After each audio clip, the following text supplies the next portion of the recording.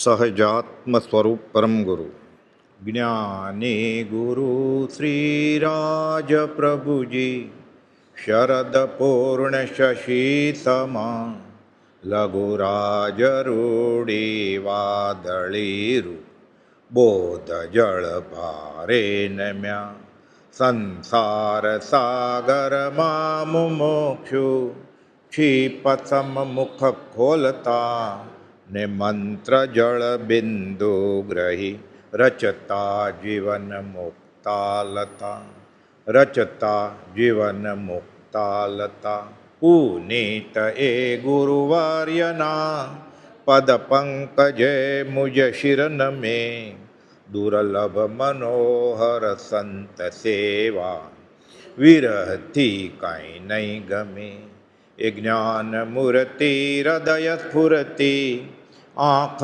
પુરતી આંસુથી નિર્મળ નિરંજન સ્વરૂપ પ્રેરક વચન વિશ્વાસે સુખી વચન વિશ્વાસે સુખી. કેવું વચન? જેના વચન બળે જીવ નિર્વાણ માર્ગને પામે છે. પરમ કૃપાળુ કહે છે 212માં કે એવી સજીવન મૂર્તિ જીવને પહેલાંય મળી ગઈ છે, ઓળખ્યું નથી જીવ, એટલે ન મળ્યા બરાબર જ થયું ને. બોલ ચાલે છે આપણે 192માં કે આત્માને પરમેશ્વર માનું, આત્મા સોય પરમાત્મા, સર્વજીવ છે સિદ્ધસમ. નિશ્ચયની વાત આવી, બધા નિશ્ચય મુખ્ય ગ્રંથો નિયમસાર સમયસર વાંચ્યા. કોણે? દેવકીજી મહારાજે. પછી સુરત ચાતુર્માસ હતું, ગયા સમાગમમાં વાત આવેલી લંબાણમાં. યોગ વાસિષ્ઠ વેદાંતની વાત કરે, બધા ત્યાં વેદાંતિઓને મળ્યા. હું તો ભગવાન જ છું, અહમ બ્રહ્માસ્મિ. એટલે પ્રભુજીને કહે તમે ભગવાન છો. અને શ્રીમદ રાજચંદ્ર મુંબઈ બેઠે છે, એ ભગવાન છે કે. એટલે હું ભગવાન, તમે ભગવાન, કૃપાળદેવ ભગવાન, બધા ભગવાન જ છીએ કે આપણે. એટલે પ્રભુજીએ કૃપાળદેવને પત્ર લખ્યો કે દેવકિરણ કહે છે હું ભગવાન, તમે ભગવાન ને પોતે ભગવાન. કૃપાળદેવ જવાબ જ ન આપ્યો. બીજો પત્ર જવાબ જ ન આપ્યો. ત્રીજો પત્ર પ્રભુજીને લાગ્યું નક્કી ક્યાંક ભૂલ થતી લાગે છે. પ્રભુજી પત્ર લખે છે પછી કે મારી ભૂલ તમે નહીં બતાવો તો કોણ બતાવશે? જવાબ નથી લખતા, ભૂલ થઈ ગઈ હોય તો બતાવો. પછી કૃપાળદેવ પત્ર લખે છે. એ પણ આપણે ગયા સમાગમ જોયેલું. ફરીવાર આચરણ સૂત્રની વાત છે ને એટલે 2 લાઈન વાંચી લઈએ. કૃપાળદેવ જવાબ આપે છે કે દેવકીજી મહારાજે કહ્યું એ નિશ્ચય ખોટું નથી, સર્વજીવ છે સિદ્ધસમ. પણ એ તો જે સમજ્યો એ, એટલે શું કે દેવકીજી મહારાજ સમજે નથી હજી, એટલે આશાત્ન નહીં કરો ભગવાનની. સર્વજીવનું પરમાત્માપણું છે, એમાં સંશય નથી. તો પછી દેવકીજી પોતાને પરમાત્મા સ્વરૂપ માને તો તે વાત અસત્ય નથી, કાંઈ ખોટી વાત નથી. પણ જ્યાં સુધી તે સ્વરૂપ યથાતથ્ય પ્રગટે નહીં ત્યાં સુધી મુમુક્ષુ જિજ્ઞાસુ રહેવું તો વધારે સારું છે. એ જિજ્ઞાસુ રહેશે, મુમુક્ષુ રહેશે, પોતાની હૈસિયત છે એ પ્રમાણે, તો આગળ જતા કે પામશે. એમ જ કે હું સમકિતી છું, હું પરમાત્મા છું, પછી કંઈ લેવાનું છે જ નહીં ને. પૂર્ણ સ્વરૂપ પામી ગયા. જે જ્ઞાની થઈ ગયો એને તો હવે આપવાનું જ છે ને બીજાને. વિચરે ઉદય પ્રયોગ. એટલે દેવકીરણજી એમ કહે છે એમાં સંશય નથી, પણ જો એ દશા ન હોય ના કહેશે તો શું થાય? ત્યાં સુધી મુમુક્ષુને જિજ્ઞાસુ રહેવું વધારે સારું છે, અને એ રસ્તે યથાર્થ પરમાત્માનું પ્રગટે છે. આ રીતે વર્તશે મુમુક્ષુપણે જિજ્ઞાસુપણે, વર્તે સદગુરુ લક્ષ તો સમકિત તેને ભાખ્યું કારણ ગણી પ્રત્યેક આગળ જતા થશે. નહીં તો શું થશે? હમણાં જ માની લેશે તો કહે છે જે માર્ગ મૂકીને પ્રવર્તવાથી તે પદનું ભાન થતું નથી, ક્યારે થશે જ નહીં. તો એટલે મુમુક્ષુએ નહીં થાય, જિજ્ઞાસુએ નહીં થાય, તો પરમાત્મા થવાની વાત જ ક્યાં? સમકિત થાય પછી ભગવાન થાય ને. એટલે જેને સમ્યક દર્શન નથી એ સમ્યક દર્શન માને ને, જે મુમુક્ષુ નથી ને પોતાને મુમુક્ષુ માને ને, એ અધ્યાત્મમાં આગળ જ ન વધી શકે. એટલે અસદગુરુ એ મુમુક્ષુ કહેવાને લાયક નથી. કેમ? એ માર્ગમાં જ નથી ને. જિજ્ઞાસુ ને મુમુક્ષુ તો માર્ગમાં છે કે તમારી આજ્ઞે વર્તતા આજની તો કાલે મારા વિષય કશે કાબૂમાં આવશે. હું રોજ પ્રાર્થના કરું છું કે એક પળ પણ તમારા કહેલા તત્વની શંકા ન થાય. તમે કહો છો એ સાચું જ છે. તમારા કહેલા રસ્તામાં અહોરાત્રું વર્ત, મારી એવી વૃત્તિ થાવ, હજી થતી નથી. પણ જાપ જપે છે કે મારે આ જ જોઈએ છે. તમે કહો છો એ સાચું છે, મારાથી થતું નથી.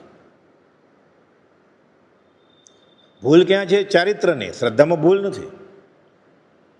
ચારિત્રનો લથડો ઠેકાણે આવે, શ્રદ્ધાનો લથડો ઠેકાણે ન આવે. કોણ આચાર્ય મહારાજે કહ્યું છે, દર્શન પ્રભુત્વનો 3જો શ્લોક છે. શ્રદ્ધા ભ્રષ્ટા ભ્રષ્ટા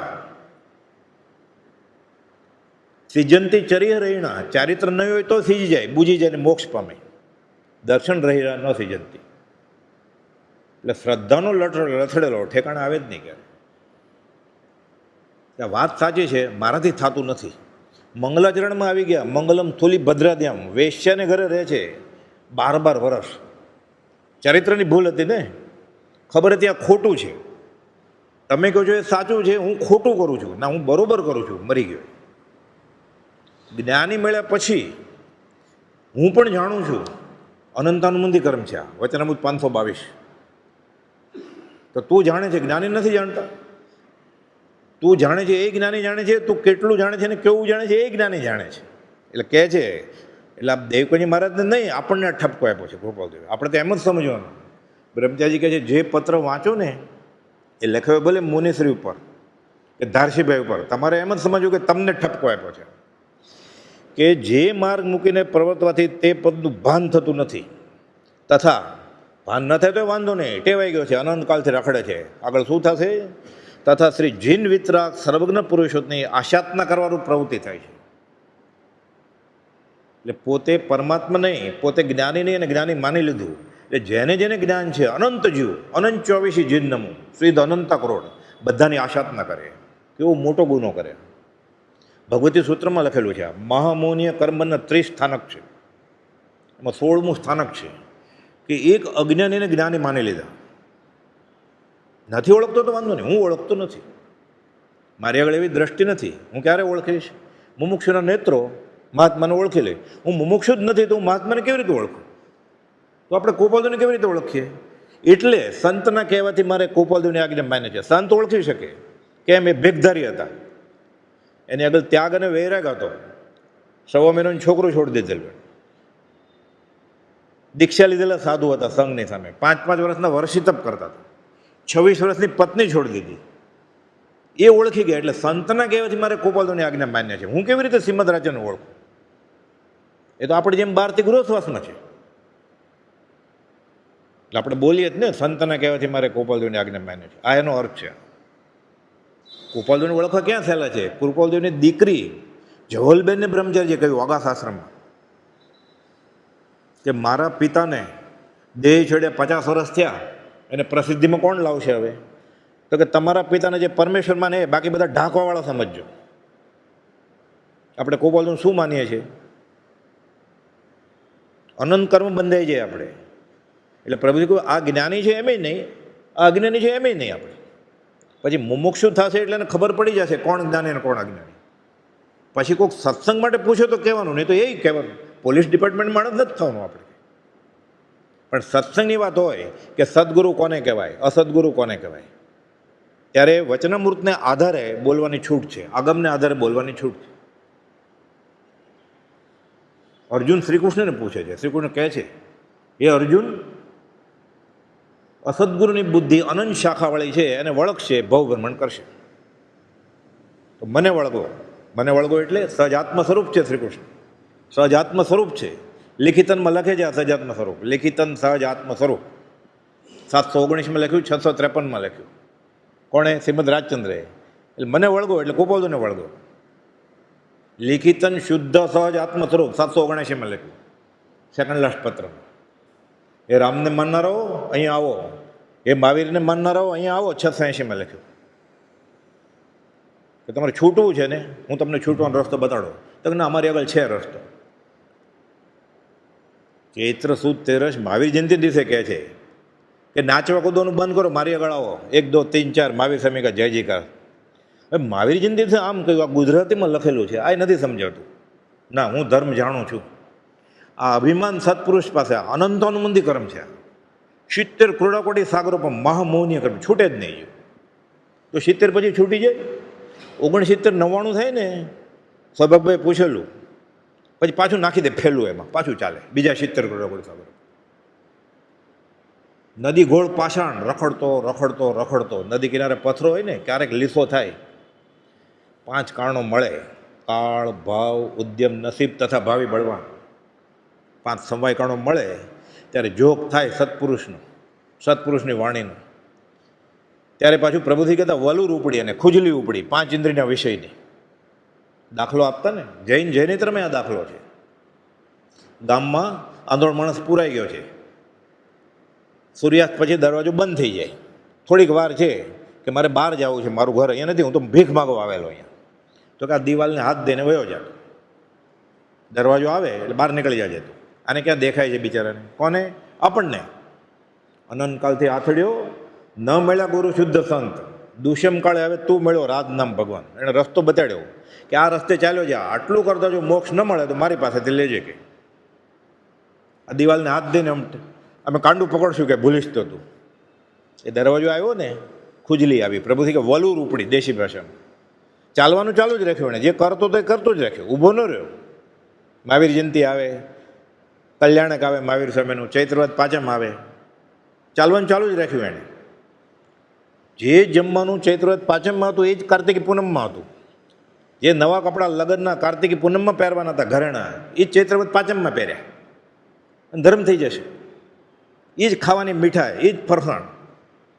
અનાજ થઈ ગયો એ દિવસે એ ને જન્મ્યા ભગવાન એ ત્યારે દે, એટલો જ આનંદ. બે વખતે સરખું જ છે. વિવેક વિકળતા છે ને આપણે બધું સરખું. આ સમદર્શિતા છે. 837માં કોપલીએ સમજાવ્યું છે આ વિવેક આત્માની મૂઢતા છે, મૂર્ખામી છે. વિષય કશે ન છોડે ત્યાં સુધી ઉપદેશબોધ ન પરિણમે. ઉપદેશબોધ ન પરિણમે ત્યાંથી સિદ્ધાંત બોધ કે હું આત્મા છું, હું ભગવાન છું, એ ન પરિણમે. એટલે દેવકી મહારાજ ભલે કહેતા કે, પણ હજી જિજ્ઞાસુ કે મુમુક્ષુ નથી થયા અને આમ કહેશે તો જે માર્ગ મૂકીને પર્વતવાથી તે પદનું ભાન થતું નથી. સતાથી જીન વિતરાગ સર્વજ્ઞ પુરુષોની આશાતના કરવા પ્રવૃત્તિ થાય છે. એટલે અનંત 24ની આશાતના કરી એણે. અનંત જ્ઞાનીના ગુણમાં આવ્યો હોય. બેઠા બેઠા જ વિચારથી ખાલી કે હું ભગવાન છું, હું જ્ઞાની છું. અથવા આપણે માનતા હોય કે ફલાણો જ્ઞાની છે. કેવો કર્મ બંધે હજી. એણે માંસાહાર નથી કર્યો, એને મદિરા નથી પીધો, એના કરતાં ખરાબ કામ. ઓલું ચારિત્રની ભૂલ છે, આ શ્રદ્ધાની ભૂલ છે. એમને ભગવાન ગયેલા જ ને જાન લઈને, બધા પશુ બાંધેલા જ. મોડું કર્યું તો કાપવાના જ હતા એને. ચારિત્રની ભૂલ હતી ને. ખબર પડી કે મારા લગ્નમાં તોરણથી રથ ફેરી ગયા, તીર્થંકર થઈ ગયા. તીર્થંકર થઈ ગયા. શ્રી કૃષ્ણ આ ઝરિયો મને બાણ મારે, ઊભો ચીરી નાખું કે હું તો 3 લોખંડનો ધણી છું કે આ શું બાણ મારતો હતો મને? હથિયાર વગર જ એને હું ઊભો ચીરી નાખું કે લેશે બદલી ગઈ. પણ શ્રદ્ધા હતી એને સાચી કે નેમિનાથ ભગવાને જે કહ્યું છે સાચું છે. આવતી 24માં તીર્થંકર થવાના છે. શ્રેણિક રાજા શ્રદ્ધા. વ્રત નહીં, પચકાંડ નહીં ત્યાગ વસ્તુ કોઈનો, મહાપદ્મ તીર્થંકર થશે. શ્રેણિક ઠાણંગ જોઈ લો. ઠાણંગ સૂત્રમાં લખ્યું છે ગોપાલ, હું નથી કહેતો. વચનામૃત 267 20 દુઆ લખે ને ત્યારની વાત છે. ભાદરવા સુદ 8મ સંવત 47માં રાળતથી 20 દુઆ લખીને પછી આ લખ્યું કે વ્રત નહીં, પચકાંડ નહીં ત્યાગ વસ્તુ કોઈનો, તોય મહાપદ્મ તીર્થંકર થશે. શ્રેણિક હું નથી કહેતો, ઠાણંગ જોઈ લો. કેમ? શ્રદ્ધા. હું પામી ગયો છું. શ્રદ્ધા ભ્રષ્ટા ઠેકાણે ન પડે. કોઈ કાળે ઠેકાણે ન પડે. રે શ્રદ્ધા ગત થઈ પછી કોઈ કાળે ફરે ના, પછી આવે ને. જૈનેતરમાં આ જ વાત છે. શ્રદ્ધા થઈ ગઈ, આચરણની ભૂલ છે, નીચે જાય. ભક્ત બીજ પલટે નહીં, જો જુગ જાય અનંત. ઊંચ નીચ ઘર અવતરે, અંતે સંત ન સંત. જૈનેતરમાં કહ્યું. જૈનેતરમાં આ વાત છે. શ્રદ્ધા થઈ ગઈ ને. એટલે કહે છે જે માર્ગ મૂકીને પ્રવર્તાથી તે પદનું ભાન થતું નથી તથા શ્રી જીન વિતરાગ સર્વજ્ઞ પુરુષોની આશાતના કરવાની પ્રવૃત્તિ થાય છે. બીજો કોઈ મતભેદ નથી કે કહેતા હોય તો ભગવાન હોય તો. એ કદાચ દેવકી મહારાજ ભગવાન કે એમાં કૃપાલુને ક્યાં ગુમાવવાનું છે? કાંઈ. એ તો જૈન સાધુ છે, કૃપાલુ ઝવેરી છે બહારથી, એને ક્યાં હરીફાઈ જૈન સાથે? એ તો જુરે છે, વિનંતી કરે છે, મારા વતી વીરને નિશંક સમજજો. વિતરાગનો માર્ગ મારે તમને કહેવો છે. એટલે આત્મા થો એ પરમાત્મા બરોબર, આત્માને પરમેશ્વર માનવું. આ એક બોલ છે ને વચન સપ્તશતીના, આખું આગમ ને આખું વચનામૃત છે. આ કોપોદે કહ્યું છે ફરી ફરી આ મનન કરજો. વિતરાગ માર્ગમાં આવવું હોય, શ્રીમદ રાજના માર્ગમાં આવવું હોય તો એક બોલ ફરી ફરીને મનન કરજો. કોઈ પણ એક બોલ આત્મસાત થાય, જીવ જિજ્ઞાસુ મુમુક્ષુને સમકિતી થઈ જાય. વ્યવહાર સમકિત થઈ ગયું, આગળ જતા આત્માનુભવમાં આવે. પછી જો વર્તે સદગુરુ લક્ષ સમકિત તેને ભાખ્યું, કારણ ગણી પ્રત્યક્ષ. આ પ્રત્યેક કારણ આ છે, સિદ્ધાંત છે આત્મસિદ્ધિમાં લખ્યું છે કે જો સદગુરુ લક્ષ્ય આ પ્રમાણે વર્તશે તો સમકિત તેને ભાખ્યું, કારણ ગણી પ્રત્યક્ષ. આગળ કહ્યું કે હજી જીવને હું પરમાત્મા નહીં આત્મા જોઈએ નથી ખબર. એટલે કૃપાદેવ વાત કરે છે કે આચરણ સૂત્ર કેવું છે, સમસ્ત શ્રુત જ્ઞાન સ્વરૂપ એવા દ્વાદશાંગ એટલે 12 અંગમાં સૌથી મુખ્ય. આમ તો દ્રષ્ટિવાદ હતું, પછી ગૌતમ ગંડર શાસ્ત્રમાં એમ વાત છે, ભગવાનને કહે છે કે તમે આ સમજાવો છો ત્યારે અમને સમજાય છે તમારા ચરણ પાસે, પણ એ મુશ્કેલીથી. કોણ કહે છે? 7 વર્ષ મોટા ઇન્દ્રભૂતિ ગૌતમ, બાળ બ્રહ્મચારી, 4 વેદના પારગામી, કે અમને એટલી તકલીફ પડે છે તો શ્રાવક શ્રાવિકાને, જિજ્ઞાસુ જીવને આ ક્યાંથી સમજાશે? કોણ સમજાવશે? પછી જેમ જેમ કાળ જશે એટલે પછી આચરણ સૂત્ર લખવાનું એ પહેલું કહેવાય છે. હકીકતમાં પહેલું દ્રષ્ટિવાદ હતું. કૃપાદેવ ખુલાસો કર્યો, વિચ્છેદ ક્યાંય ગયું જ નથી. શાસ્ત્ર મારા હૈયામાં છે, ઓઠે આવશે કોઈ પાત્ર આવશે તો. સૌભાગભાઈ આવ્યા, આત્મસિદ્ધિ લખી, વિચ્છેદ કંઈ છે જ નહીં. આત્મા કેવળ જ્ઞાની જ છે, વિચ્છેદ કેવી રીતે જાય? શાસ્ત્ર લાઇબ્રેરીના પુસ્તક ભેદને લીધે બગડી જાય, આગ લાગે તો રાખ થઈ જાય. આત્મા તો કેવળ જ્ઞાની જ છે. અત્યારે દર્શન આવણીય અને જ્ઞાન આવણીય કર્મ છે એટલે ધરબાયેલું છે. એટલે કૃપાદેવ 255માં ખુલાસો કર્યો છે, વિચ્છેદ કાંઈ ગયું નથી. અમારા હૃદયમાં આવરિત રૂપે છે, કોઈ પાત્ર હશે, અહીંયા છે, ઓઠે આવશે, સૌભાગભાઈ મળ્યા. પણ એટલું અઘરું હતું એટલે આચરણ સૂત્ર. હવે કૃપાદેવ કહે છે કે સમસ્ત સ્ત્રોત જ્ઞાન સ્વરૂપ. કૃપાદેવ બાજુમાં જ ઊભો હોય ને ત્યારે આ બધી વાત થતી હોય મહાવીર સ્વામીના ગૌતમ ગંડરની. કૃપાદેવ તો હતા જ મહાવીર સ્વામી સાથે, નાના સાધુ હતા, છેલ્લા લાજ જોડીને ઊભા હોય, બધું સાંભળતા હોય ને, આનંદ આવે એવું છે. આ બધું પૂર્વભવની પ્રતીતિ થાય એવું છે. કૃપાદેવ જાણે લખે જ છે કૃપાદેવ સવે કે તીર્થંકરના હૃદયમાં આ વાત હતી. જાણે એમ જ લખે, સહજ જોયું એને. આપણે એમ કહું કે એમાં કેટલો ટ્રાફિક હતો, કહો તો આપણે કેમ કહી દઈએ કે મારે 3 વાર તો ઊભું રહેવું પડેલું, સિગ્નલ નહોતું તોય, ગ્રીન થઈ ગયું તોય પાછું જવા ન મળ્યું, એટલો ટ્રાફિક હતો. અનુભવની વાત છે ને, લખી નાખીએ આપણે. કૃપાદેવ લખી નાખે છે એમ જ. જે મહાવીર સ્વામીએ ગૌતમ ગંડરને કહ્યું હોય એ બધું કૃપાદેવ સહજ લખે છે. સૌભાગભાઈ પૂછ્યું તો કે તીર્થંકરના હૃદયમાં વાત હતી, ચોપડામાં મળે કે ન મળે? મળશે જ કે ગોતશો? એટલે ન મળે તો વાંધો નથી, તીર્થંકરના હૃદયમાં આ વાત હતી. હજી લોકો લાઇબ્રેરીમાં ગોતે છે. જ્ઞાની કોને કહેવાય? જીવતો જાગતો સજીવન મૂર્તિ મળી ગયા, સાક્ષાત પરમાત્મા મળી ગયા. હવે ગુરુ ગોતવો છે, ભગવાન મળી ગયા તોય એને દિલ્હી બોલાવે છે કે તું અહીંયા ખાતું લે, વિદેશ ખાતું, મેમ્બર ઓફ પાર્લામેન્ટ. ના, અમારે કોર્પોરેટર થવું છે. તને મોટું કેબિનેટ મિનિસ્ટર બનાવે તો કે ના, મને પંચાયત ખાતાનું બનાવો ને, તહસીલદાર બનાવો ને, મને ગામડાનો સરપંચ બનાવી દો ને મને. એને મિનિસ્ટર બનાવે છે કેબિનેટ રેન્કનો હોય કે મારે સરપંચ બનવું છે. આ દશા છે આપણે. હરિનામ હીરા વેચાય, પ્રભુથી જ કહે, ખપો વગર ખરી કિંમત ન થાય. બધું આપે જ કે જોતું જ નથી તો આને. હવે મટી ગયો રોગ, તને મટી રહ્યો ક્યારેક. રામબાણ ઔષધિ લાગુ ન પડી ગયા, બીજી કઈ દવા લાગુ પડશે? હવે મરવા વાળો છે પ્રભુજી એમ કહેતા. કોને? આપણને. શેવડો પડે એવું છે આપણું, એવું વર્તન છે આ. એ ભગવાન, હું બહુ ભૂલી ગયો, અધમાધમ અધિકો પતિત સકળ જગતમાં હોય. મુખ બતાવું છું, મારું કાળું મોઢું શું બતાવું તમને?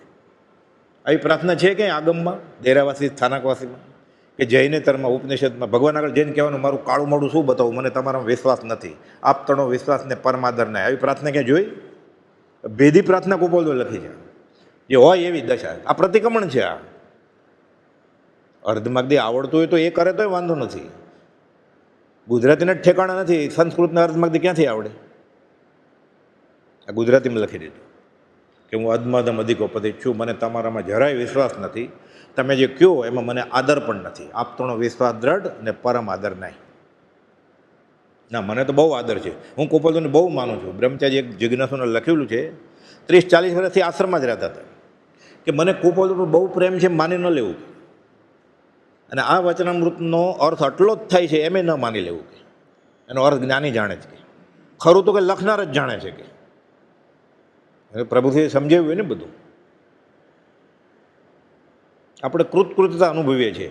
કહે છે કે સમસ્ત શ્રુત જ્ઞાન સ્વરૂપ એવા દ્વાદશાંગ એટલે 12 અંગમાં દ્વાદશાંગીમાં સૌ પ્રથમ ઉપદેશ યોગ્ય સૌથી સહેલામાં સહેલું આચારંગ શ્રાવક શ્રાવિકાના ગૃહસ્થના અને સાધ્વીના આચાર કેવા હોય એ સાવ સહેલું કે સાધુ કોને કહેવાય, મુનિ કોને કહેવાય, ગુરુ કોને કહેવાય, શ્રાવક કોને કહેવાય, શ્રાવિકા કોને કહેવાય, સાધક કોને કહેવાય ખબર પડી જાય. આપણે વાંચો એટલે આપણને ખબર પડી જાય કે મારામાં છે આ લાયકાત સાધક મુમુક્ષ કેવડાવવાની. મુમુક્ષુનો નેત્રો મહાત્માને ઓળખે. પોતે આંધળો સાબિત થાય એટલે એણે તો જોયા જ નથી ગુરુને. એ ગુરુ નહીં, એ તો કેવળી પણ હોય, પણ આ તો ન જ ઓળખ્યો હોય ને. એ તો કેવળી હોય, સમકીતી નહીં. આ કેવી રીતે ઓળખે? આગમ કે છે આ જીવ તીર્થંકરના સમોસણમાં ગયેલો એટલે તીર્થંકર હતા જ ને, આપણી જેમ જ મન વચન કાયના યોગવાળા. નહીં ઓળખ્યો હોય ને.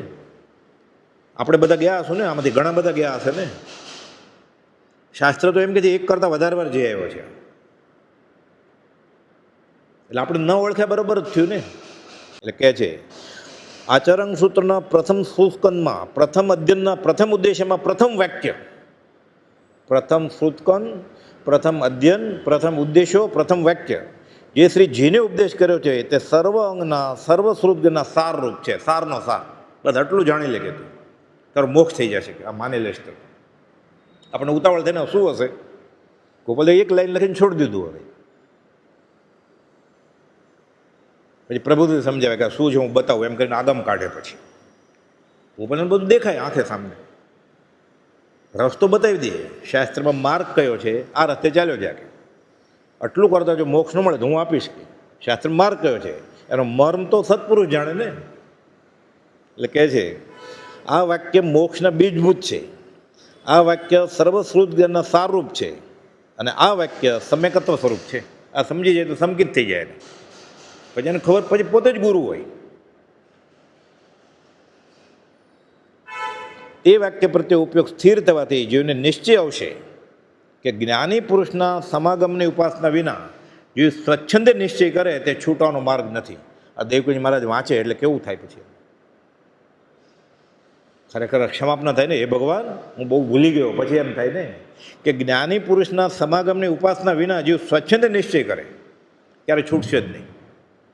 આ વાક્ય શું છે એના પહેલાં 2-3 વાક્ય છે કોપોલે લખ્યા છે કે જ્ઞાની પુરુષનું આજ્ઞાનું આરાધન એ સિદ્ધ પદનો સર્વશ્રેષ્ઠ ઉપાય છે. કે સિદ્ધ પદે જવું છે એક ઉપાય સહેલામાં સહેલો બતાવતો કે જ્ઞાનીએ કહ્યું એ કરવાનું. એટલે આપણે માટે પાછું કૃપાલદેવે કહ્યું એ કરવાનું એમ સાવ સહેલું. આપણે બોલ્યા ને સંતના કહેવાથી મારે કૃપાલદેવની આજ્ઞા માન્ય છે, એણે કહ્યું એમ. હું સમજતો નથી કાંઈ, એને હજોય મને હજો. કોને? પ્રભુશ્રીને હજોય મને હજો. સૌભાગભાઈને અંબાલાભાઈને હજોય મને હજો. બ્રહ્મચારીને હજોય મને હજો.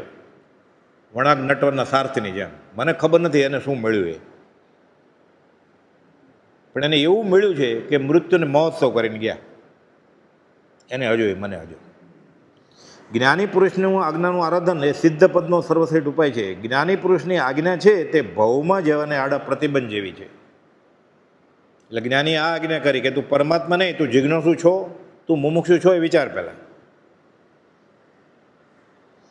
અનાદિકાલથી જેવો અળગે માર્ગે ચાલ્યો છે, જોકે તેણે જપ તપ શાસ્ત્ર વગેરે અનંતવાર કર્યું છે, સાધન બાર અનંત કયો, તથાપિ જે કંઈ પણ અવશ્ય કરવા ગયું હતું તે તેણે કર્યું નથી, જે કે અમે પ્રથમ જ જણાવ્યું છે. સુઈગડાંગ સૂત્રમાં ઋષભદેવજી ભગવાને જે 98 પુત્રને ઉપદેશ્યા, મોક્ષ માર્ગે ચડાવ્યા, તે એ જ ઉપદેશ્ય કર્યો છે. શું? એ આયુષ્ય મનો આ જીવે સર્વ કર્યું છે તે આ વિના શું નિશ્ચય કહીએ છીએ કે સત્પુરુષનું કહેલું વચન એનો ઉપદેશ સાંભળ્યો નથી, સાંભળ્યો તો રૂડે પ્રકારે ઉઠાવ્યો નથી. એ ન સાંભળ્યા બરાબર જ થયું ને. અને એને જ અમે મુનિઓનું સામાયિક એટલે આત્મ સ્વરૂપની પ્રાપ્તિ કહે છે.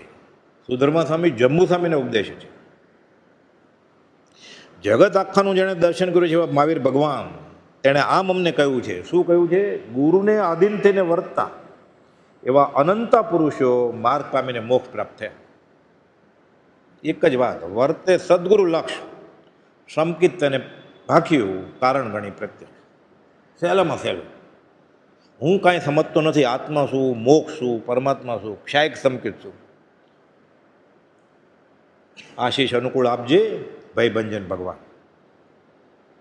તમારી હૈસિયતને શોભે એવું મને આપજો. તમારી પાસે તો બધું જ છે, અલૌકિક પદ તમે પ્રગટાવ્યું છે, તમે સર્વજ્ઞ છો. અલૌકિક પદ પ્રગટાવ્યું તો આશ કરે ના દાન, કેવળ કરુણા મૂર્તિ દેજો તમને ઘટતું દાન. તો એની તો ઈચ્છા છે જ, સવિજીવ કરું શાસન રસી. સમય માત્રના અનવકાશે સમસ્ત લોક આત્માવસ્થા પ્રત્યો સ્વરૂપસ્તો વચનામૃત 430. બધા વહેલા વહેલા મોક્ષે જાઓ, કોઈ પામે મુમુક્ષુ વાત. ગુરુને આધીન થઈ વર્તા એવા અનંત પુરુષો માર્ગ પામીને મોક્ષ પ્રાપ્ત થયા છે. આચરણ સૂત્રમાં આ પહેલું સૂત્ર છે, એનું નામ છે શસ્ત્ર પરિજ્ઞા. શસ્ત્ર એટલે હથિયાર.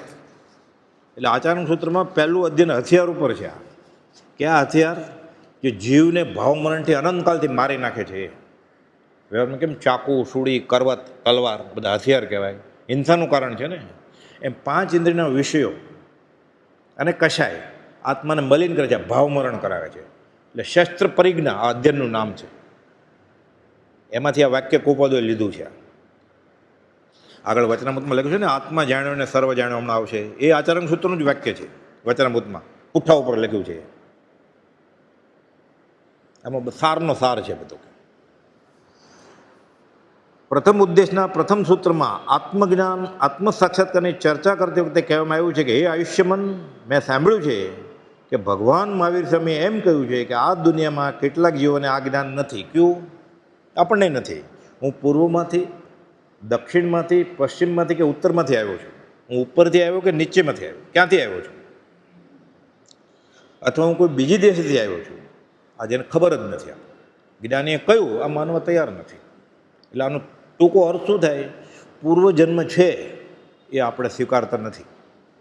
જ્યાં સુધી પૂર્વજન્મ છે એ બુદ્ધિથી નહીં સ્વીકારાય ત્યાં સુધી અધ્યાત્મમાં આગળ વધી શકે નહીં.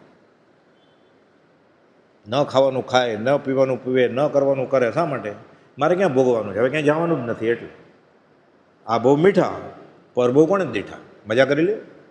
અવસર બેર બેર નહીં આવે. જ્ઞાની એમ જ કહે છે અવસર બેર બેર નહીં આવે. તો ભોગી એમ જ કહે છે અવસર બેર બેર નહીં આવે. મજા કરી લે. આ જીવ જાણતો જ નથી કે હું ક્યાંથી આવ્યો છું. એટલે કોપોલે પ્રશ્ન પૂછ્યો 16 વર્ષની ઉંમરે કે હું કોણ છું, ક્યાંથી થયો, શું સ્વરૂપ છે મારું ખરું, કોના સંબંધે વળગાણ છે, રાખું કે છોડ દઉં આ બધું? આનો જવાબ છે જ નહીં આપણી આગળ. એનો જવાબ નિર્દોષ નરના કથન પાસેથી મળે, આપણી પાસેથી કેવી રીતે મળે? નિર્દોષ નર કોણ? અર્ધાત દૂષણથી રહીતો એ વિતરાગદેવ પાસેથી મળે આનો જવાબ. એટલે કહે છે આ કયું વાક્ય છે કે હું કોણ? આચરણ સૂત્રમાં પ્રથમ સૂત્ર, પ્રથમ અધ્યયન, પ્રથમ ઉદ્દેશક, પ્રથમ વાક્યમાં એમ આવે છે કે આ જીવ પૂર્વથી આવ્યો છે, પ્રશ્ન કર્યો, પશ્ચિમથી આવ્યો છે, ઉત્તરથી આવ્યો છે, દક્ષિણથી આવ્યો છે, ઊંચેથી કે નીચેથી, કઈ દિશાથી આવ્યો છે. જે આ જાણતો નથી તે મિથ્યા દ્રષ્ટિ છે, જે જાણે છે એ સમ્યક દ્રષ્ટિ છે. તો આપણે ક્યાં જાણીએ છીએ? નથી જાણતા. તો જ્ઞાની કે માને તો ચાલે. આ પરોક્ષ શ્રદ્ધા થઈ કહેવાય. એ પરોક્ષે નથી માનતો આજે, એટલે પ્રગટ મિથ્યા દ્રષ્ટિ કહે છે. દરેક વ્યક્તિ ચેતનાના વર્તમાન અસ્તિત્વને સ્વીકારે છે કે અત્યારે હું છું, પણ પહેલાં હતો અને પછી હઈશ. આગમ નિગમ થઈ ગયું ને એના માટે. ખબર કેમ પડે? અનાદિકાલથી આ એના માટે અજાણ છે આ રસ્તો. વાંચ્યું ઘણું એને, પણ આ તો દુર્ગમ્ય છે. જીન પ્રવચન દુર્ગમ્યતા થાકે અતિમતિમાં. તો શું કરવું પડે? અવલંબન શ્રી સદગુરુ, સુગમ અને સુખ. જેણે આત્મા જાણ્યો છે એને માને, પછી જ આ રસ્તો મળે એને. ત્યાં સુધી એ પહોંચે નહીં મંજિલે. અનંતકાલથી આથડ્યો વિના ભાન ભગવાન. કેમ? અનંતકાલથી આથડ્યો, ન મળ્યા શુદ્ધ ગુરુ સંત. હવે દુષ્મ કાળે તું મળ્યો રાજનામ ભગવાન. તેને તો 7મે વર્ષે પૂર્વ બહુ જોયા બધા. હજી લોકો ગોતે છે, આકાશમાં ભગવાન ગોતે, જમીન ઉપર ગોતે છે. એટલે કહે છે કે જે જીવ આ જાણતો નથી તે પ્રગટ મિથ્યા દ્રષ્ટિ જાણવો જે જાણે છે તે સમ્યક દ્રષ્ટિ જાણવો. હવે ભૂતકાળના જીવનની અનુભૂતિ કોઈ પણ કારણસર થઈ શકે અથવા ન પણ થઈ શકે. તો તીર્થંકર મળે, શ્રુત કેવી મળે, કુપોલ જેવા પૂર્ણ પુરુષ મળે અને સામેવાળાને નિર્વેદ અને સમ્યક જાગે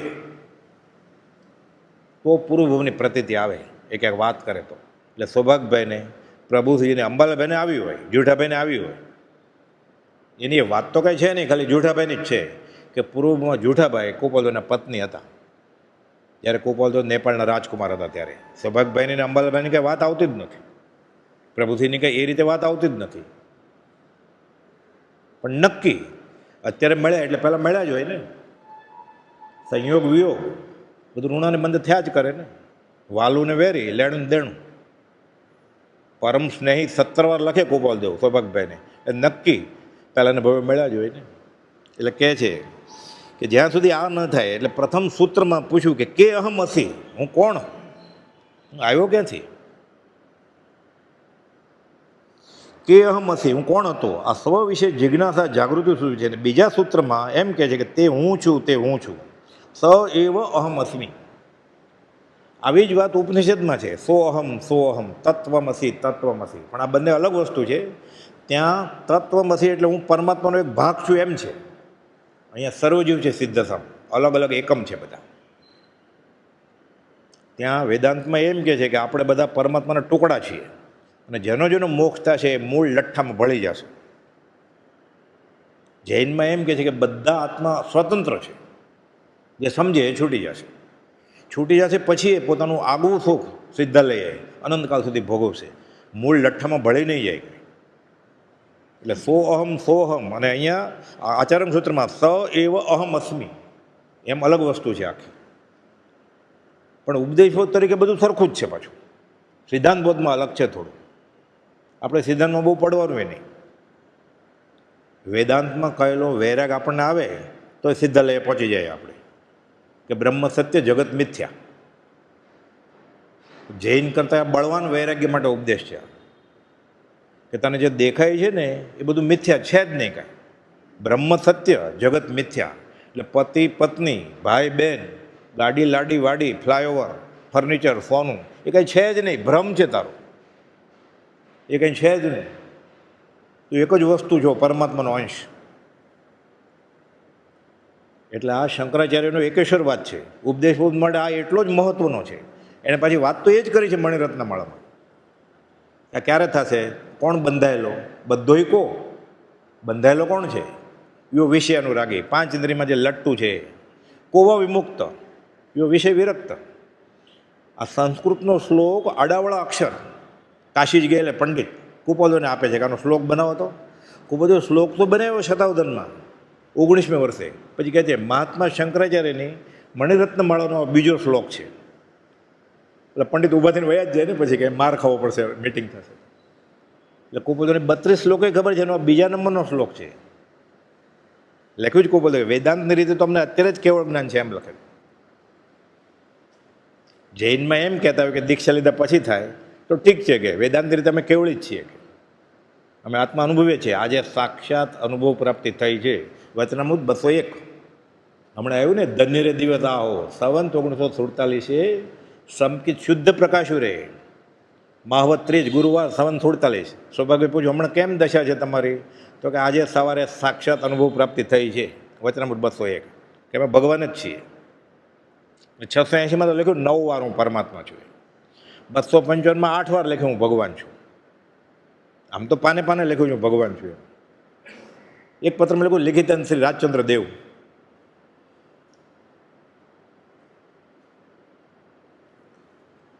કહે છે કે અહમ હશે, હું કોણ?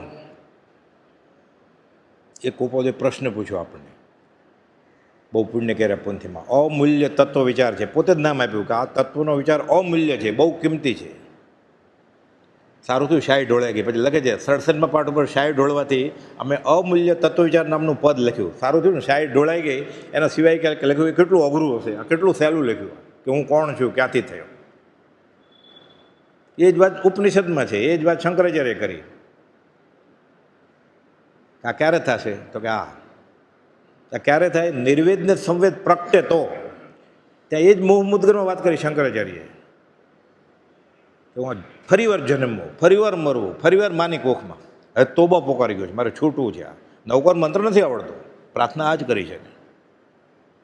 પુનરપી જનનમ પુનરપી મરણમ પુનરપી જનની જઠરે શયનમ ય સંસારે અતિ દુસ્તારે કૃપિયા પારે પાહી મુરારે. તો કૃપાદેવી 135માં આ જ વાત કરી અંબાલાલભાઈને કે નિર્વેદને સંવેગ પ્રગટે અને આસ્થા આવે. સંવેગ, નિર્વેદ, આસ્થા અને અનુકંપા, તો સમ્યક દર્શન થાય, તો મોક્ષ જાય છે. એકનું એક જ છે બધું, બધું એકનું એક છે. સિદ્ધાંત બોધ બાજુમાં રાખવાનું. કે અહમ અસી, હું કોણ? આ સ્વ વિશે જિજ્ઞાસા જાગૃતિ શું છે? એટલે હું ભગવાન નહીં, હજી હું આત્મા છું એ મને થયું છે, હજી હું જીવ છું એ થયું છે, અથવા દેહ જ આત્મા આત્મસ્થિતિમાં આવે છે ને, અથવા દેહ જ આત્મા. એમ પૂછો શું કોણ છો? આ બેઠો છું, ફોટો આઈડી બતાડે, આધાર કાર્ડ બતાવે, પેન કાર્ડ બતાવે, ડ્રાઇવિંગ લાયસન્સ બતાવે, જો આર્યો પૂર્ણ પ્રતીતિ છે કે હું શરીર છું. હું પરમાત્મા ક્યાં? હું શરીર છું એ જ હજી એને ગયું નથી અનંતકાળથી. આ અગૃહિત મિથ્યાત્વ છે, આ લીધું નથી, છે જ ભોવ ભોવ. એની કરતાં આગળ આ પશુ નહીં છે બધાને, ગાય ભેંસ ઘોડા ગધેડાને કે હું શરીર છું, આપણને છે. મનુષ્ય થઈને આ ધર્મ પામીને વિતરાગ ધર્મની, શ્રીમદ રાજચંદ્રની કે જૈન ધર્મની કોઈ પણ કરણી કરીને હું વ્યવહારમાં સુખી થાઉં એને માટે વાપરે ધર્મ. આ ગૃહિત મિથ્યા તો લીધું પછી માણસને, એક ગધેડાને ઘોડાને નથી. એટલે મંત્ર તંત્ર દોરા ધાગા માદળિયા મનુષ્યને લીધું એણે, એ ગાય ભેંસને નથી. એટલે અગૃહિત મિથ્યા તો બધાને છે, સંસારી જીવને, જેને સમકિત નથી એને. મનુષ્ય થઈને ધર્મની કરણીથી મને વ્યવહારિક સુખ મળે, મારો સંસાર લીલો રહે, આ ગૃહિત મિથ્યા તો એણે લીધું. આ અધમાધમ અધિકોપતિ સકળ જગતમાં હું દેવદેવીની તુષ્માનતાને શું કરશો? તુષ્માનતા સત્પુરુષની ઈચ્છો, વચનામૃત 21:54 બોલ. દેવદેવીની તુષ્માનતાનું શું કરશો? તો હવે શ્રીમદ રાજચંદ્ર માનતો ને દેવદેવી ન માનતો હોય એવો કોઈ હોય એને નમસ્કાર હજો. એનાથી આગળ ઘણા શું કે શાસક હશે દેવને, તારે મોક્ષ જોઈએ છે કે સંસાર જોઈએ છે? ના, મારે સંસાર જોઈએ છે. તો જે સમકિતી દેવો છે બધા, શાસક રક્ષક દેવ સમકિતી છે કે નહીં બાજુમાં રાખ્યો વિષય. ચાલો સમકિતી છે, તો સમકિત ક્યારે થાય? આ સંસાર સેવવા જેવો નથી એવું થાય ત્યારે જ થાય. એટલે તને કોઈ પણ રીતે આ સંસાર લીલો રાખવામાં મદદ કરે જ નહીં, તો એને માનીને તું શું કરીશ? તારો સંસારમાં તને કોઈ બાબતમાં મદદ નથી કરવાના, કેમ કે એને એવું થયું ત્યારે જે સમકિતી દેવ થયા ને કે આ સંસાર સેવવા જેવો નથી. પણ દેવલોકમાં જઈને ફરી જાય થોડું ચાલે કાંઈ પછી. એટલે સમકિતી દેવ હશે એ તો તારો વ્યવહાર સુધારી જ નહીં દે, સંસાર લીલો નહીં રાખે, તને ગ્રીન કાર્ડ પાસપોર્ટ નહીં આપે, ત્રીજી ફેક્ટરી નહીં આપે, તને સંતાન નહીં આપે. સમકિતી દેવ આવું નહીં કરે. મિથ્યાત્વ દેવને તારે પૂજવા નથી કે મિથ્યાત્વ દેવને પૂજવા છે તો એ મુમુક્ષુ જ નથી, એટલે એની તો કોઈ વાત જ નથી અહીંયા. તારે તો ના, અમારે તો મોક્ષ જોઈએ છે, સમકિત જોઈએ છે. મોક્ષ કોની પાસે છે? વિતરાગ તીર્થંકર પાસે. માથું ક્યાં નમવું જોઈએ? એટલે કુબોલદેવ કહ્યું દેવદેવની તુષ્માનતાનું શું કરશો? તારે જે વસ્તુ જોઈએ છે એ જેની પાસે છે નહીં એને તો નમાય જ નહીં. એટલે મિથ્યાત્વ દેવ બધા નીકળી ગયા. મારે તો સમકિતને મોક્ષ જોઈએ છે. તો સમકિત દેવ વ્યવહાર તો આપવાના નથી, એટલે ત્યાં વ્યવહાર માટે જવાય જ નહીં. પાલિતાણા ચડીને માનતા તો મનાય જ નહીં, સમજ શિખર જઈને, દેરાસરમાં જઈને. ઉવસગર સ્ત્રોત બોલીને રોગ મટાડવા માટે તો બોલાય જ નહીં. હવે ભવરોગ મટાડવા માટે બોલાય. જય વિરાય ધોતી ભરીને બોલાય. એની 5મી લીટી છે, વારી જય જય વીરાય તું સમયે. એ વિતરાગ તારા શાસનમાં માગવાનું વાર્યું છે. ભક્તામરની છેલ્લી કડી છે, લક્ષ્મી મળે. કઈ આપણે લક્ષ્મી સમજીએ એ નહીં, મોક્ષ લક્ષ્મી મળે. એટલે દિગંબર હોય શ્વેતાંબર હોય, સ્થાનકવાસી દેરાવાસી હોય, જે ભક્તમર કરીને સંસાર લીલો રાખતો હશે કે લીલો રાખવા માટે કરતો હશે, એટલે એને ઋષિનાથ ભગવાનની આશાત ન કરી, ઓસગર બોલીને પાર્શ્વનાથ ભગવાનની આશાત ન કરી. જો બોહી સમાધિ લાભ સિવાયનું કંઈ માગતો હશે તો બોહી એટલે સમકિત ને સમાય એટલે સમ્યક ચારિત્ર. અને જય વિરાય બોલતો હશે દેરાસરમાં, ચોખા લઈ જાય, બદામ લઈ જાય, જે લઈ જાવ એ લઈ જાય. એ સંસ્કૃતમાં બોલે છે ને, અર્ધમાગધેયમાં. એ વિતરાગ તારા શાસનમાં માગવાનું વાયરું છે, અને ખબર નથી એનું ગુજરાતી ભાષાંતર, એટલે માગવા જાય છે કે 52 વરા કરશો ને એટલે આમ થશે. કેવા ગાઢ કર્મ બાંધે છે. છૂટવાની જગ્યાએ બંધાય જ ને જીવ. જાણતો જ નથી આ, અને જ્ઞાનીનું માનતો નથી. આ મિથ્યા, જે પ્રગટ મિથ્યા દ્રષ્ટિ છે કે અહમ અસી, હું કોણ છું, કે હું કોણ હતો, ક્યાંથી આવ્યો છું, પૂર્વ, પશ્ચિમ, ઉત્તર, દક્ષિણ. કેવો 2 કડીમાં સવાલ પૂછે છે કુપોલ. તો તું જે માનો છે તું છો જ નહીં. આપણે બોલીએ જ કરે હું દેહાદી સ્વરૂપ નથી, દેહ સ્ત્રી પુત્રાદી મારા નથી, શુદ્ધ ચૈતન્ય સ્વરૂપ અવિનાશી એવો હું આત્મા છું. ગોખાઈ ગયું જ ને. પછી એટલું બધું ગોખાઈ ગયું કે શું બોલે છે એ ખબર ન હોય. એમાં 19મું દુઓ આવે ત્યારે ભૂલી જ ગયો હોય કે અદમાં મારી વાત આવી, અદમાદમ અધિકોપતિ સકળ જગત. કરુણાંતિકા છે આ. નિંદામી ગરહામી અપણ વોસિરામી, આ પ્રતિક્રમણ છે આ. એટલે કહે છે કે અહમ અસી, હું કોણ હતો. આ દેવકજી મહારાજ આટલું બોલે હું પરમાત્મા છું, એટલે કોપલ આ બધો બોધ આપ્યો કે તમે તો આગમના અભ્યાસી છો. આચરણ સૂત્રના પહેલા અધ્યયનમાં, પહેલા ઉદ્દેશ્યમાં પહેલું વાક્ય આ છે કે આ ખબર તમને કે તમે એમ કહો છો હું પરમાત્મા છું.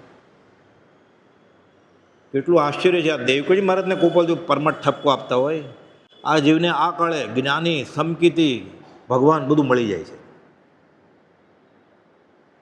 આપણી દશા કઈ છે. અને સાથે પાછા દેવ, દેવી, મંત્ર, તંત્ર, દોરા, ધાગા, ભુવા, કુંડળી, હસ્તરેખા બધું રાખ્યું જ છે. પાછું તિજોરી બાંધે ને હાથે બાંધે. રક્ષાબંધન હોય ને એટલે તિજોરી બેનનો ભાઈ થઈ જાય. પછી એક વધારે લાવજે કે. અને દુર્ગીમાં અનાદિકાળથી જે માર્ગ મળ્યો જ નથી એ સીધો મળી જશે. અનાદિકાળથી એ મળ્યું જ નથી કાંઈ, સીધું મળી જશે. એક દોરામાં, એક ધાગામાં, એક સોપારીમાં, કંકુના 2 ટપકામાં. હું કોણ હતો, આ સ્વ વિશે જિજ્ઞાસા જાગૃતિ સૂચવે છે. અને બીજા સૂત્રમાં તે હું છું, તે હું છું, સ એવ અહમ અસ્મી. હવે તમે કહ્યું કે તું શરીરની આત્મા છો, માની લઉં. આત્માથી શિષ્ય માની ગયો.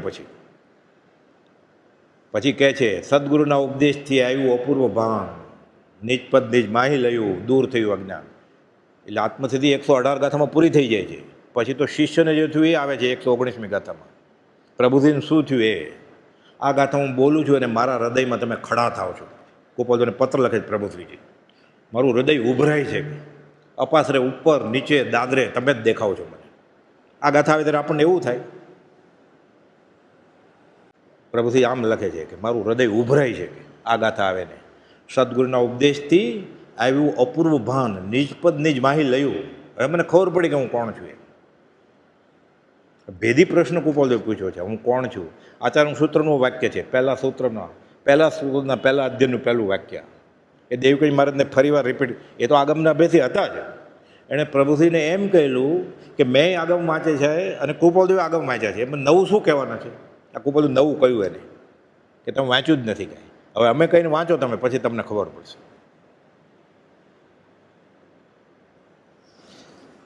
તે હું છું, તે હું છું. આ જિજ્ઞાસાનો ઉકેલ આવ્યો. અને હવે જીવ સંસાર પરિભ્રમણને છેડે આવ્યો. હવે એને આ માની લીધું કે આ હું છું. પછી હવે છૂટવાની વાત કરે. હું તો બંધાયેલો છું, એને ખબર પડે ને. તો છૂટવાની મહેનત કરે ને. હું છૂટી જ ગયો છું, હું પરમાત્મા છું, પણ છૂટવાની મહેનતની ક્યાં વાત જ છે. પ્રતિક્રમણ તો જેણે ગુનો કર્યો એને માટે છે ને. જેના ગુના જ નથી એના માટે ક્યાં છે. સિદ્ધના જીવને સંવર હોય જ નહીં. કેમ? તે આશ્રવ જ નથી.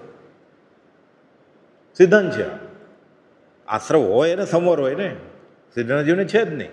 આશ્રવ નથી ને સંવર નથી. એટલે કહે છે કે આગમમાં જે આ વાત આવે છે સોહમ સોહમ સોહમ, અને ઉપનિષદમાં વાત આવે છે અલગ, પણ ઉપદેશબોધ તરીકે બંને એક જ છે. ગોપાલદેવ 158 લખ્યું અહમ બ્રહ્માસ્મિ, હું એ ભગવાનનો અંશ છું, ટુકડો છું. આયુષ્ય પુણે એમ ભળી જાય વેદાંતની રીતે. જૈનની રીતે આયુષ્ય પુણે મટી દૈહિક પાત્ર છે, બધું એક જ છે. આ સર્વજીવ છે સિદ્ધસમ. આ દેવકજી મહારાજને આ દશાએ પહોંચી ગયા હોય અને પછી એ કહેતા હોય કે હું પરમાત્મા છું, તો વાંધો નથી કાંઈ. સાચા છે દેવકજી મહારાજ, નહીં તો આશાત્મા કરે છે. એટલે આપણે હવે દેવકજી મહારાજને ભૂલી જવાના. આપણે ઉપર લખ્યો છે આ પત્ર, એમ સમજવાનું. આત્માને પરમાત્મા માનું ક્યારે? એ દશા આવે ત્યારે. પછી આગળ કહે છે ગોપાલદેવ, જે આપણે વચનામૃતના પહેલા પાના ઉપર પુઠ્ઠા ઉપર છે, આ ત્રીજા અધ્યયનનો ચોથા ઉદ્દેશનો બીજો શ્લોક છે કે એગમ જાણે સો સર્વ જાણે, એ સર્વ જાણે સે એગમ જાણે. આત્મા જાણ્યો એણે સર્વ જાણ્યું. સર્વ જાણવાનું ફળ આત્મા જાણવું એ જ છે. કે આ બધું જાણવાની કોશિશ કરે છે તો અભેદ દશા આવ્યા વિના જે જગત જાણવાની કોશિશ કરશે એ બંધાશે. વચનામૃત 214. પોતાને સમ્યક દર્શન નથી થયું અને બધું જાણવું છે આત્મા સિવાયનું, એ બંધાવાનું. એ લાઇબ્રેરીમાં જઈને ધર્મનું વાંચશે તોય બંધાવાનું. કેમ? એમ માર્ગ જ છે, ખાલી અધિકારી થવા માટે બરાબર છે. એટલે શાસ્ત્ર વાંચવાથી શબ્દના અર્થ ખબર પડે, શાસ્ત્ર વાંચવાથી શબ્દાર્થ ખબર પડે, આત્માર્થ ન ખબર પડે. આત્માર્થ મર્મવાળી વાત છે. શબ્દાર્થ માટે લાઇબ્રેરી ને પુસ્તક, આત્માર્થ માટે જ્ઞાની. પુસ્તકો વાંચીને પંડિત થવાય, જ્ઞાનીની વાત વાંચીને જ્ઞાની થવાય. આટલો ફરક છે. પ્રભુજી કહેતા એક શબ્દાર્થ આપે, એક આત્માર્થ આપે. પણ આત્માર્થને સમજવા માટે જ્ઞાનીઓનું આગમ છે બધું, આ જૈન પ્રવચન. એટલે શબ્દાર્થ માટે વાંચવાની ના નથી એકાંતે, પણ એને ધર્મ જ સમજતો હોય કૃતકૃત્યતા તો અટકી જવાનું. એક સાધન છે બળવાનું શાસ્ત્ર, એ જ્ઞાનીના લક્ષ્ય વાપરે તો. એટલે કહે છે જબ જાયનો નિજ રૂપ કો તબ જાયનો સબ લોક, નહીં જાયનો નિજ રૂપ કો સબ જાયનો સો ફોક. હોય પૂર્વ ભણેલ નવ, પણ જીવને જાણ્યો નહીં તો સર્વતે અજ્ઞાન પાક. આ આમ જ લખ્યું. જીનવર કહે છે જ્ઞાન તેને સર્વ ભેવો સાંભળો. નવ પૂર્વ કરોડો શ્લોક પ્રમાણ હોય.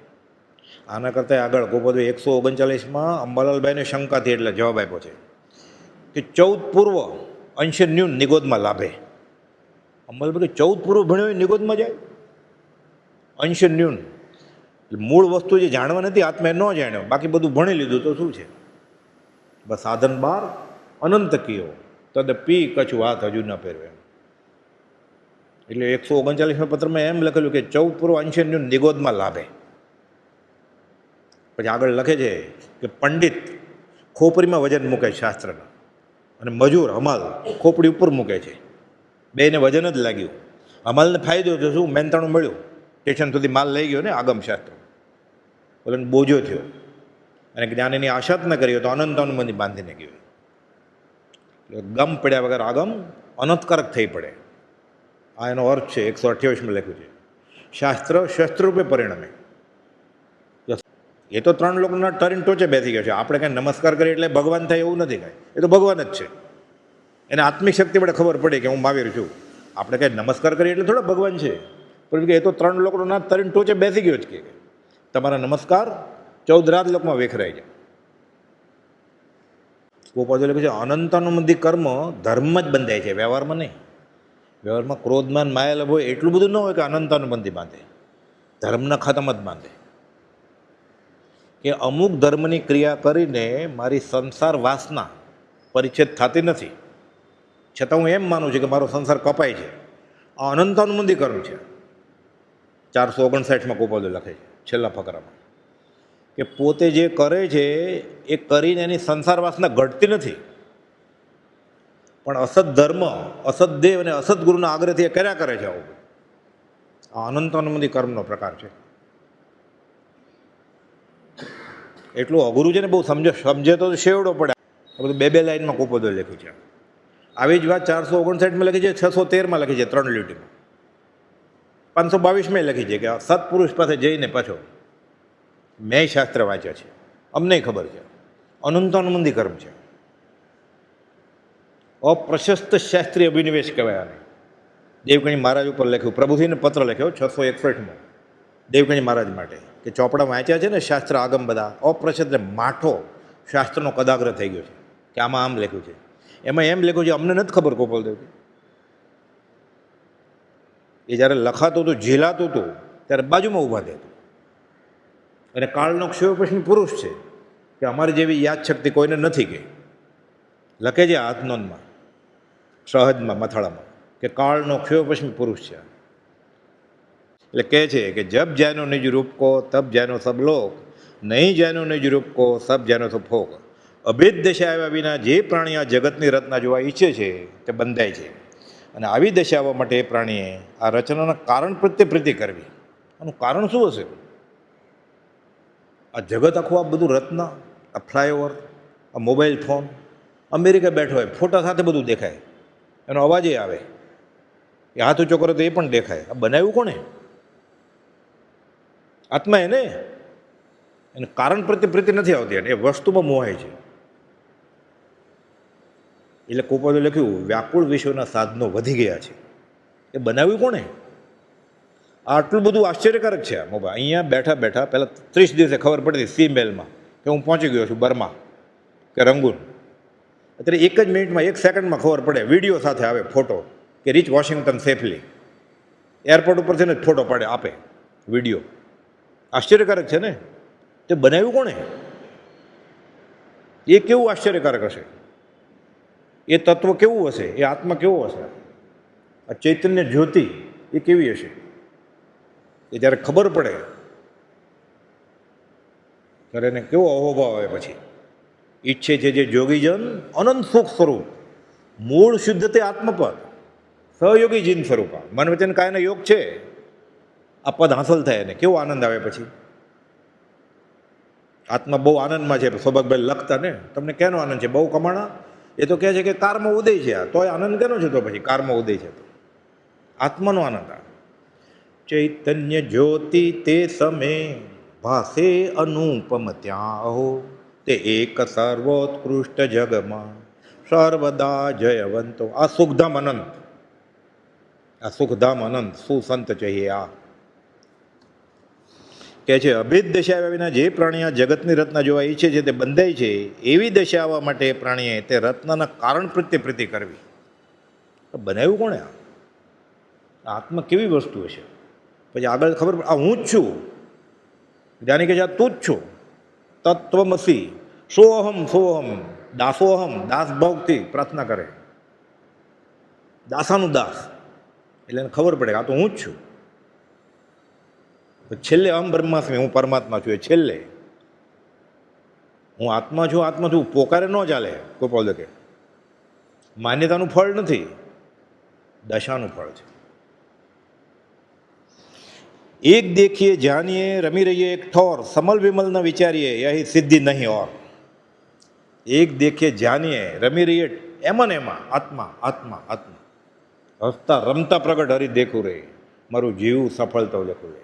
આપણને આત્મા ક્યાં ખબર છે? એટલે રાજ રાજ રાજ પ્રભુસિંહ જેમ અપાસરે ઉપર નીચે દાદરે બધે તમે જ દેખાવ છો, તમે જ દેખાવ છો. તો એ તો સહજ આત્મ સ્વરૂપ છે. પછી ઓળખાઈ જાય કે રાજ રાજ એ જ આત્મા આત્મા. જ્ઞાનીને સહજ આત્મ સ્વરૂપ તરીકે ઓળખે પછી જ સંકિત થાય. સીધો આત્મા હાથમાં ન આવે, ધ્યાનમાં બેસી જાય તો ઓમ કરી. 54 પ્રભુસિંહને ખબર પડી કે હું જેની સાથે વાત કરું છું આટલા વર્ષોથી, મને જે પત્ર લખે છે, મારી સામે ઊભા છે કોણ છે. દર વખતે પ્રભુસિંહજી તરસે ને ભૂખ્યા છે. હજી હજી હજી ગોપાલદેવ 1 કલાક બોધ આપે છે, આત્મદ્રષ્ટિ કરે છે. હવે કાંઈ પૂછવું છે? હાશ કરો થઈ ગયો પ્રભુસિંહ. પહેલી વાર પ્રભુસિંહે કહ્યું હાશ. બસ પ્રભુજી કે બસ. આ સંકિત એટલે 54 વર્ષોમાં સંકિત થયું. પ્રભુજીને ખબર પડી ગઈ કે હું જેની સાથે વાત કરું છું સહજ આત્મ સ્વરૂપ છે. પછી પોતાના આત્મા હાથમાં આવે, સીધો નું આવી જાય, ધ્યાનમાં બેસી જાય ટટ્ટાર. એટલે રવિવારે આ તરંગ કયું છે? સત્સંગ વિના ધ્યાન તે તરંગ રૂપ છે. વચનામૃત 128, વચનામૃત 335. જે વાસ્તવિક જ્ઞાનીને ઓળખે છે એટલે કોને? શ્રીમદ રાજચંદ્રને. તે ધ્યાન આદિને ઈચ્છે નહીં એવો મારો અંતરંગ અભિપ્રાય છે. સૌભાગભાઈને કોપોલદેવ લખ્યું. પ્રભુસિંહજીને લખ્યું 518. મહેરબાની કરીને અરૂપી આત્મા વિશે ને આત્મદર્શન વિશે અમને પૂછતા નહીં જ્યાં સુધી ઉચ્ચ મુમુક્ષ દશા ન આવે ત્યાં સુધી. એટલે શું કહે છે? તમારે હજી ઉચ્ચ મુમુક્ષપણું હાંસલ કરવાનું છે, તમે નથી. પ્રભુસિંહજીને એમ કહ્યું. વિનંતી કરી મહેરબાની કરીને અમને પૂછતા નહીં આત્મદર્શનની વાત. 518 4 લીટીનો પત્ર છે. પછી પ્રભુસિંહજી પૂછે, પછી છેલ્લા દિવસોમાં કહેતા ધ્યાન કરવું છે? નહીં કરવાનું. ના કરવું છે કે તો કોપાલદોનું કરવાનું. એ તો સહજ આત્મ સ્વરૂપ છે એટલે આત્મજ્ઞાન થઈ જ જશે ને. આ આત્મા ઓળખવાની પદ્ધતિ છે. આ પતંજલિ આ જ વાત કરી છે અષ્ટાંગ યોગમાં કે યમ નિયમ આસન પ્રાણાયામ પ્રત્યાયન કરાય 5, ધારણા ધ્યાન સમાધિ ગુરુ આજ્ઞા આપે પછી જ. પતંજલિ નવકર મંત્ર નથી આવડતો, વાત એણે આ જ કરી છે. તું ગમે તે ધર્મ માનતો, મારે પક્ષપાત નથી, તું છૂટ એ મારે કરવું છે. કોઈ પામે મુમુક્ષુ વાત। एक देखिए जानिए रमी रही एक ठोर समल विमल न विचारे यही सिद्धि नहीं और समयसर नाटक। કુપોદે આ જ વાત 631માં કરી છે કે ખબર કેમ પડશે આત્માને પરમાત્મા માનવું એ કોણ સમજાવશે? આ પ્રથમ પદમાં એમ કહ્યું છે કે એ મુમુક્ષુ એક આત્માને જાણતા સમસ્ત લોકોને જાણીશ અને સર્વ જાણવાનું ફળ પણ એક આત્મપ્રાપ્તિ છે। માટે આત્માથી જુદા એવા બીજા ભાવો જાણવાની વારંવારની ઈચ્છાથી નિવર્ત અને નિજ સ્વરૂપને વિશે દ્રષ્ટિ દે કે જે દ્રષ્ટિથી સમસ્ત સૃષ્ટિ ગેયપણે તારા વિશે દેખાશે। આ બધી સિદ્ધાંતની વાત છે, પણ આપણે એમાંથી પાછો ઉપદેશબોધ આવે છે હમણાં 631માં। તત્વ સ્વરૂપ એવા સત્શાસ્ત્રમાં કહેલા માર્ગનું પણ આ તત્વ છે, આ સારનો સાર, તત્વનું તત્વ શું હમણાં આવશે। તેમ તત્વજ્ઞાનીઓ કહ્યું છે, તથાપિ ઉપયોગપૂર્વક તે સમજાવવું દુર્લભ છે। હવે મૂળ વાત આ માર્ગ જુદો છે અને તેનું સ્વરૂપ પણ જુદું છે। જેમ માત્ર કથન જ્ઞાનીઓ કહે છે એમ નથી, માટે ઠેકાણે ઠેકાણે જેને કાં પૂછો છો? આ ગોપાલે કહ્યું તારે સમજવું છે કે આત્મા પરમાત્મા કેમ છે, તો ઠેકાણે ઠેકાણે જેને પૂછો છો કેમ? અમે કહીએ છીએ સાંભળો કે માટે ઠેકાણે ઠેકાણે જેને કાં પૂછે છે કેમ કે તે અપૂર્વ ભાવનો અર્થ ઠેકાણે ઠેકાણેથી પ્રાપ્ત થવા યોગ્ય નથી। આ જ વાત નિશ્ચયની છે બધી। પ્રવચનસાર, નિયમસાર ને સમયસારની ગાથામાંનો જવાબ છે। આ ક્યારે થાય કે હું પરમાત્મા છું? પહેલાં હું આત્મા થાવ તો પરમાત્મા ને, હજી તો હું દેહ જ છું। એટલે શરૂ કરવાનો આનો જાપ કરવાનો, હું કોણ છું, ક્યાંથી થયો, શું સ્વરૂપ છે મારું ખરું, કોના સંબંધે વળદણા છે, રાખું કે એ પરહરું। એનો જવાબ પ્રવચનસારમાં છે, હું દેહ નહીં, વાણી ન મન નહીં, તેહનું કારણ નહીં, કરતા ન કારયતા ન અનુમંતા, હું કરતાનો નહીં। આ તો સ્થૂળ વાત થઈ, સૂક્ષ્મ ભાવ વિભાવ નિયમસારની ગાથા છે 81મી। હું ક્રોધ નહીં, નહીં માન તેમજ લોભ માયા છું નહીં, કરતા ન કારયતા ન અનુમંતા, હું કરતાનો નહીં। આ તો ના પાડી તો છો શું? સમયસરની 38મી ગાથા છે, હું એક શુદ્ધ સદા અરૂપી, જ્ઞાન દર્શનમય ખરે, કંઈ અન્ય તે મારું જરી, પરમાણુ માત્ર નથી અરે। આ થયું એટલે શું થાય? હું દેહાદી સ્વરૂપ નથી, દેહ સ્ત્રી પુત્રાદિ મારા નથી। હું કોણ છું? શુદ્ધ ચૈતન્ય સ્વરૂપ અવિનાશી હું આત્મા છું। એમ આત્મભાવના ભાવતા જીવને કેવળ જ્ઞાન થાય, તો જીવ ભગવાન થાય। એટલે આત્માને પરમાત્મા માનું તો થાય। આ 192માં બોલ। હવે આગળનું અવસરે લેશું, સહજાત્મ સ્વરૂપ પરમ ગુરુ।